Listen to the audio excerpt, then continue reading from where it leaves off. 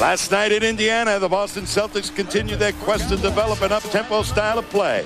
For 3.5 quarters, the Celtics hung tough with the Pacers by running and penetrating into the paint. Nice pass, Purvis. Late in the fourth quarter, Indiana began to show why they won 8 of their last 9 games and pulled away for the victory. Tonight, the Celtics are in Florida to face longtime nemesis Pat Riley and his Miami Heat. While Magic Johnson has brought Showtime back to Los Angeles, Riley has continued his own heated rivalry with the Celtics. 2 months ago in Boston, Heat rookie Kurt Thomas decided to show his value to Riley by making a name for himself. Ultimately, the Celtics got the sweetest revenge with a double overtime victory. 2 nights later, Boston landed another blow to the Heat with a late fourth quarter win. Oh, yeah. 3-point play by Todd Day with 17 left in the game.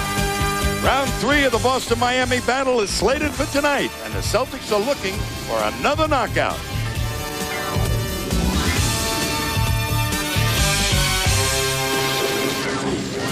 Welcome, everybody, to a beautifully warm Miami, Florida, where tonight the Celtics will be taking on the Miami Heat here in the Miami Arena. Hi, everybody. I'm Tommy Heinsohn, and once again, I'll be working with my partner, Bob Cousy and Coos. They went out of their way here and new ownership to go out and get a guy who had the name, Pat Riley. Did he bring his game? Was he worth all that money? I don't care. My feet are warm. That's all I care about tonight. Socks. Anyway, Let me check your socks. You and I were the only coaches that were worth $3 million a year or whatever it is they gave Wiles. But let's take a look at these stats in terms of the difference between Kevin Lockery and Pat Riley after 45 games. Not that much difference. They've won 4 games more. Their offense is weaker. That's understandable because Riley plays a slowdown. They're 8 points down there, and they're giving up 2 percentage points from the field, but they get it back defensively because that's where he focuses. And so they regain the 8 on the defensive end, rebounding a little bit stronger. I think generally he's probably worth it because I like the defensive and stability that he brings and the fact that they're a more intense rebounding team. He doesn't focus on a transition game, and that doesn't make him our favorite because we feel it's a necessary weapon. Spoken like a real offensive man. Oh, I can't believe it. Like a politician, huh? Anyhow, Alonzo Mourning, they went to the bank and mortgaged their future to bring him here and make him the foundation player, the key player on their ball club. Has it worked? I'll tell you, as long as they give athletes $2.3 million in this league or in professional sports to play a child's game and money becomes somewhat irrelevant, until the owners go bankrupt or the fans stop coming, I guess he is worth it. Because you need a warrior. If the goal here, which it obviously is to win a championship, you need a warrior at the center position. Now, Mourning fits that description, not in the terms of an Akeem or Patrick Ewing necessarily.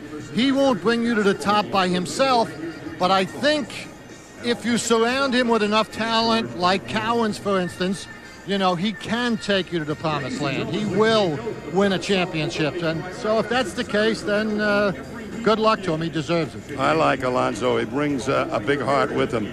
But this team is being made over completely. Last summer, it was a different makeup, and it's been a change of 10 of the last 12 players, or the 12 players on this ball club since Pat Riley took over. So a complete changeover of personnel. Rex Chapman, the newest, to really start being productive.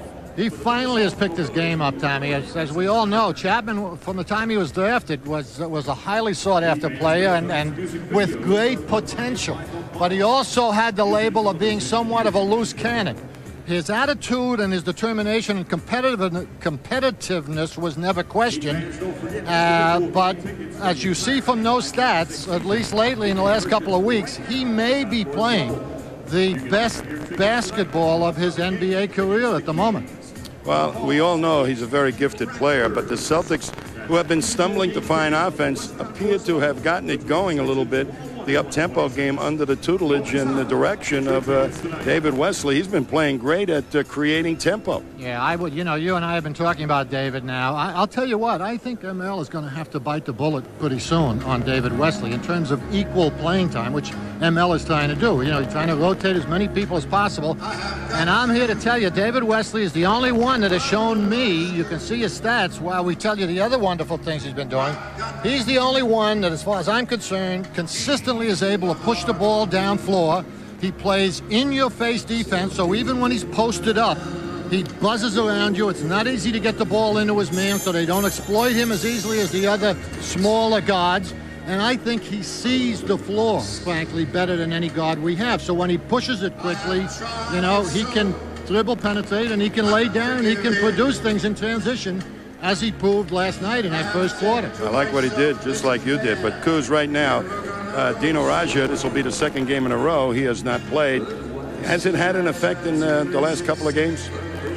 Well, you know, you can't take 21, 22 points out of this lineup without hurting. Obviously, it has an effect, perhaps more so on the opponent in that they don't have to worry about Dino, you know.